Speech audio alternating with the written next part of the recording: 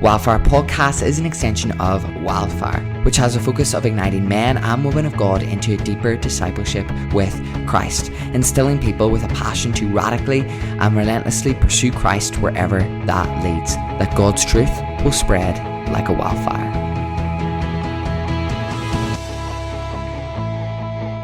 Welcome back to another Candid conversation. I'm joined with Mr. Taylor. How are you, Mr. Taylor Jr.? You okay? Yes, I'm good. So, have you been tracking our Candid conversations? Yes, I was very interested. There was actually two Candid conversations that I was interested in. Was it Mr. Price? Had a Candid conversation. Yes, and then there was an initial one where you turned up at a guy's house. Yes. Mark Crooks. Mark Crooks, yeah. So that's two. Was there more than that? No, you're the third one.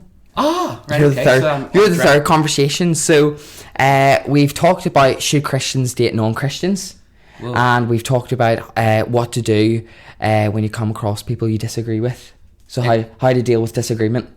But you wouldn't get anybody in Christian circles that disagree with each other. Of course not. Yeah. So that's been our two previous Candid conversations, and the conversation that we're going to talk candidly and openly about now is what is the problem with porn? If there is a problem, we're presupposing that there is. So that leads me to my first question. It is porn a problem in the first place? Or can we just watch it and there's no issue with it? Right, so can we watch it and there's no repercussions in any area or facet of your life?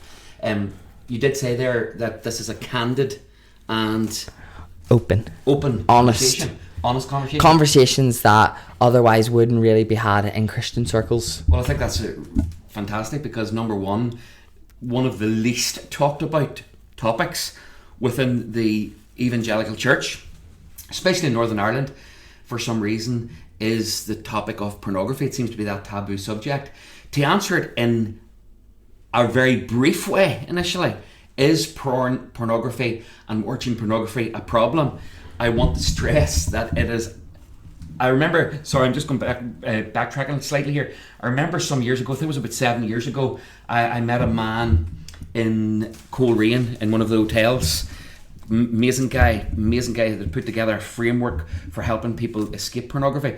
But I remember him telling me that very particular first night, that pornography was a pandemic that was plaguing the Christian church. And he actually brought it to his own church, that statement. And he was told at the members' meeting, you're absolutely crazy. It's not as big a problem as you think. Fast forward, that was about 5 or 6 years ago. Fast forward, just about 2 years then thereafter, and Heather, your mum, and I were at a meeting, and it was Billy Graham's daughter, and we were having a conversation. It was in Lurgan, and we were having a conversation after it. She had written a book, I think it was called There's One in Every Pew. It wasn't in relation to pornography, but we were talking about pornography being the context, and she made the statement. The title of the book is One in Every Pew, not in particular relation to porn. That book was written. But she said, the fact is, in relation to pornography, there is one in every pew. So you're asking, can we watch it with no effects or nothing? We'll probably come into that a little bit later. Absolutely not. The effects are devastating. Is it a big problem? Massive. Is it a problem that's not being recognised and dealt with openly within our church network? Absolutely. There's little small pockets here and there that deal with it sort of underneath the carpet. Mm-hmm. But I think it needs to become more exposed. I think it needs to be tackled head on, because I do believe, I think it was Ruth Graham actually, Billy's daughter, but I do believe as you stand on a pulpit and look down, there is literally minimum, did I say minimum? Mm-hmm. Right, there's minimum of one person in the pew that is watching it, trapped, struggling within our evangelical churches. So is porn a problem? Massive, huge, and it's a serious pandemic and plight in our church. So you're saying that porn is a problem simply because of the reality of the effects porn brings in. So if you watch porn, there is a consequence to that, just natural consequences, such as if you take drugs, there is a natural consequence 100% to taking the drug, and it's the same with pornography, and that's the same regardless of whether you're a Christian or not. 100%. Even if you are in a secular point of view, for the young person who's not saved, for the person who's not saved and is married and has kids. Absolutely. Pornography, like drugs, like alcohol addiction, has natural repercussions that are very negative. 100%. Let me point out to you very, very quickly, and I know this is a candid, open conversation, quite short and frank. Tailors can't do that. Mm-hmm. But here's the reality. Look, Katie Price, that many of the secular world will know, probably some Christians know as well, who's went through many, many different relationships. Katie Price made a statement about a couple of years ago, or maybe 3 years ago, to say that she would encourage every single person to watch whatever taste of porn they had, because it was good for your mental health, physical health, and for your relationships. Now, you only have to look at her particular relationship status and how she reacts to know that it is not healthy. Here's the reality. Pornography has such an impact. You mentioned it. Many people don't see it as an addictive behaviour, and we'll be coming to that later on, I'm led to believe. But you mentioned drugs and pornography in the same sentence.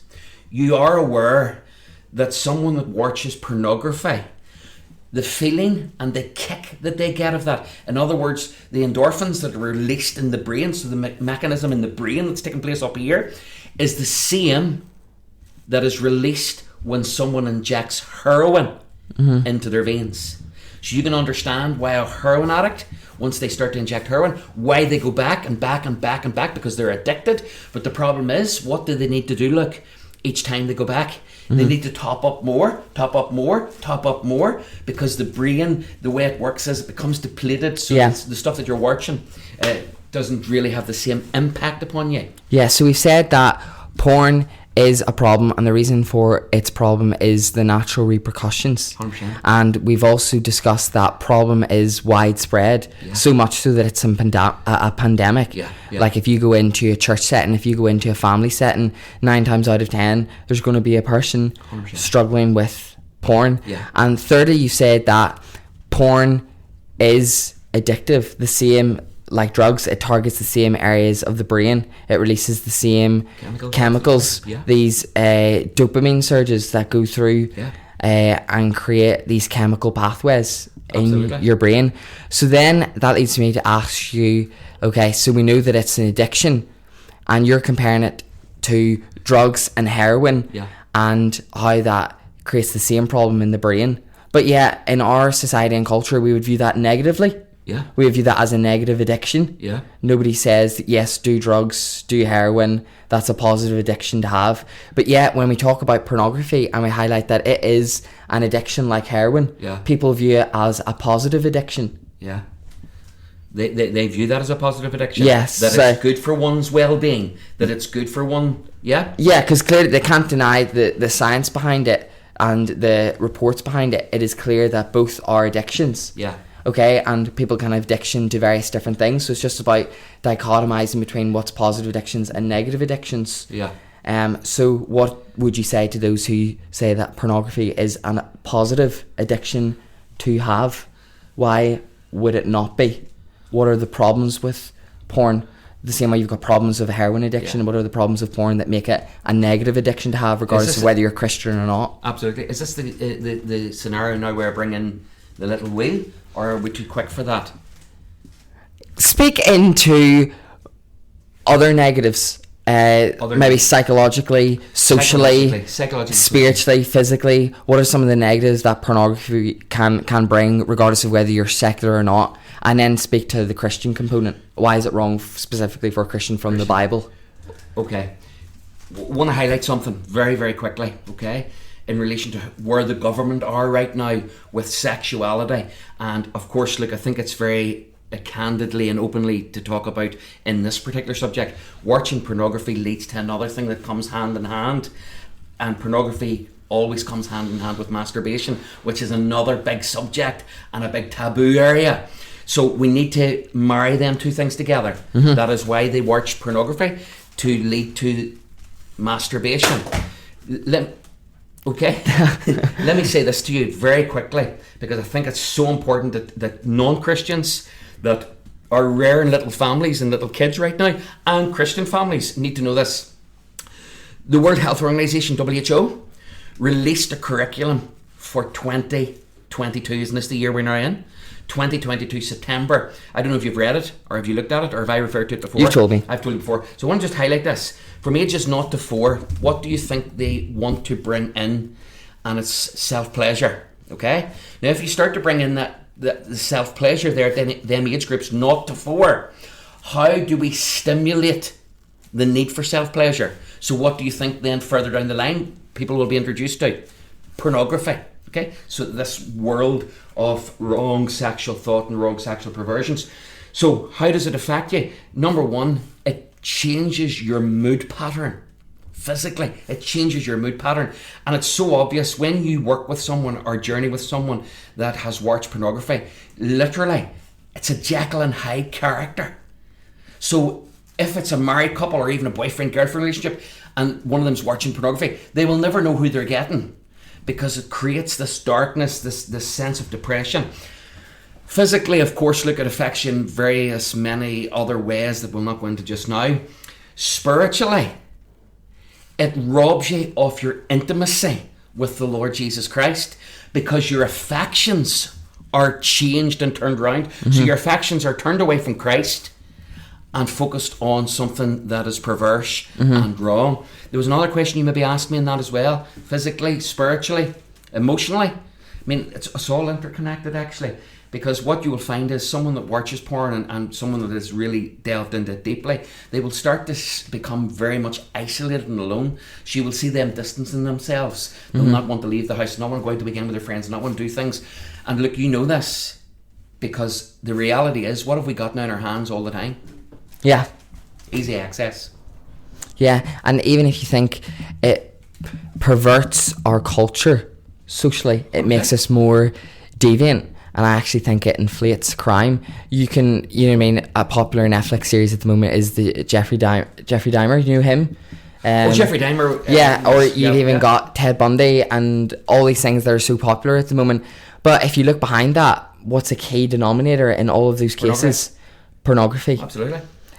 So it seems to do something to the mind. 100%. If you've got those who paedophilia, or you've got rapists, or you've got all these sexual crimes that are being committed, you can see that a common enemy behind all of that that's motivating people is pornography, which is what we're going to get to, because it's this idea of desensitization leads to participation. It simply becomes enough. So you notice that for every corresponding high, as you said, it creates this high, there is a corresponding low, and it seems that the lows are more than the highs. 100%. And the highs become significantly less and less, and the lows come significantly more and more. Now we spoke now this is applicable to both the secular and the Christian, but why specifically for the Christian from a biblical point of view is it viewed as a sin?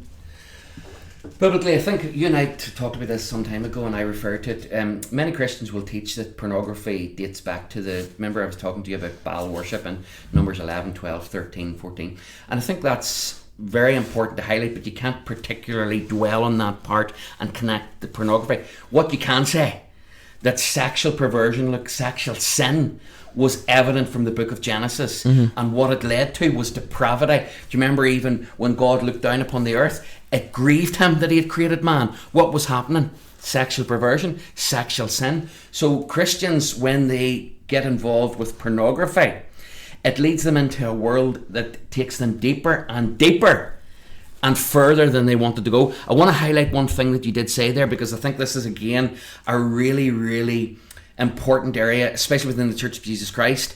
When someone within the church says that they watch porn, there is this tendency with people that are not schooled in this, are not versed in this, are not taught in this, to associate paedophilia with pornography. So look, I think it's important that we need to point out that pornography and paedophilia are not always connected. Do you understand?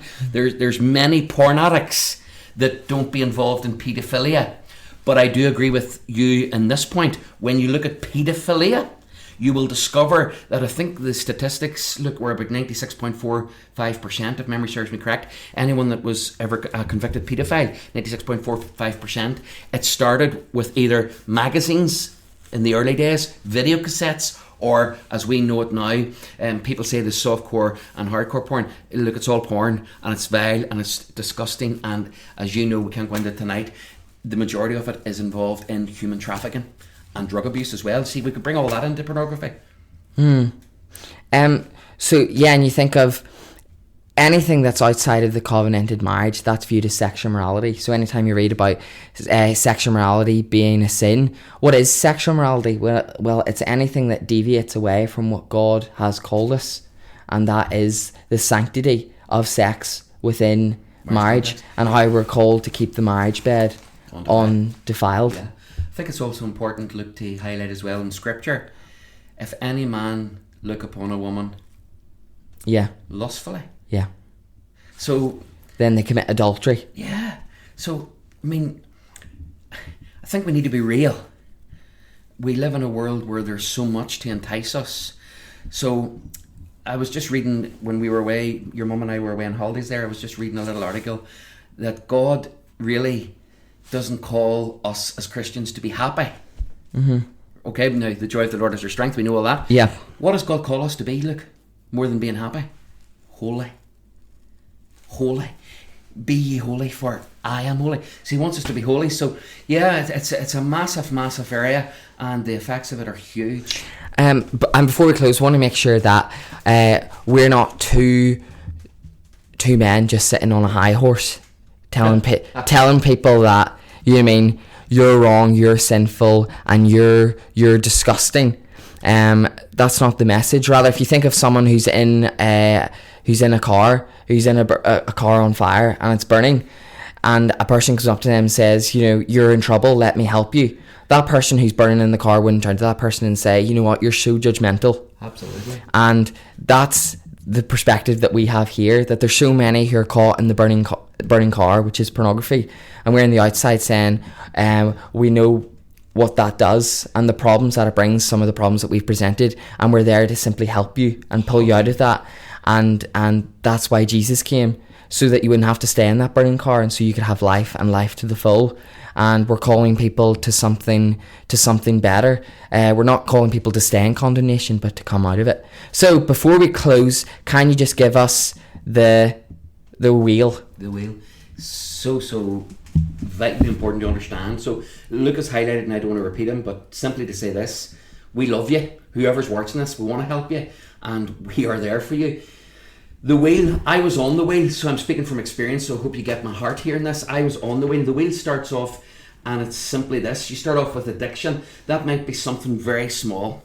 For many people, many years ago, it started off with, people will know that are in the older generation, started off with top shelf stuff in newsagents. It's become more readily available. So you get onto the wheel with addiction. Very soon, you go around the wheel to the first part of it, and it's escalation. So the thing that you started out gazing at or viewing, it becomes sort of boring to you. So all of a sudden, you're in this wheel where the whole thing escalates to something that you never intended to start to watch. Once you get to the escalation part, you come around to this part of the wheel where you referred to it earlier. It's desensitization, especially, and I think the world, the enemy, the thief comes to kill, to steal, and to destroy. So those that are in the world are completely blinded. But many Christians, the enemy wants to come and to steal their joy, to steal their testimony, to steal their effectiveness for the kingdom. So he desensitizes you. Oh, it's okay what you're doing. It's fine. Sure, what about it? Sure, what? Everybody does it. So you become desensitized to the enormity and severity of what you're doing. And then finally, on that wheel, addiction, escalation, desensitization, and before long, guess where it leads you to? Participation. You will find that statistics prove, I couldn't say that, statistics prove that those that watch pornography, guess what they want to do when they get into a relationship? Participate and act out what they've watched. How do you get off that wheel? Two things before you let me go, because you have to go to the toilet, I think, because you've been shaking for about 15 minutes. Two things, look. Number one, only Christ can set you free. Number two, you need someone to journey with you that you can trust and they can trust you. Sadly, within the Christian church, there's not too many people that you can go to and just go, whoa, and tell it all, where they'll not go and tell it all to others. But you will find someone that can journey with you. Thank God I found two men that journeyed with me personally, and it was just amazing to have them, and then the power of Christ and prayer just to break that circle. See that circle? Once someone is on it, it's like one of them merry-go-rounds. They are not getting off it unless they come to an end of themselves. Remember the prodigal son? And when he came to himself, he came to the end of the whole thing and just realised, look, I can't go on. People will get to that stage, and the power of God and the power of the gospel and the power of the blood of Christ will break in and set people free. Yeah, so to summarise this candid conversation, it is that pornography is a problem. Yeah. Pornography is a pandemic, and it is widespread. And the reason why pornography is a problem, it is because it is addiction. And unlike what other people tell you, it's not a positive addiction, it's a negative one, because of the ramifications, social, cultural, emotional, physical, psychological ramifications. We've also talked about why in the biblical context it's wrong, and how that fits with the negative ramifications, which we've talked about. And then we've talked about the wheel, simply the narrative of pornography, that so many people are probably stuck in that endless circle and cycle. And so to end this, if any of you are struggling or feel convicted by anything that we've said or want help, just contact us and we will help you. Absolutely. Thanks for listening. See you in the next one.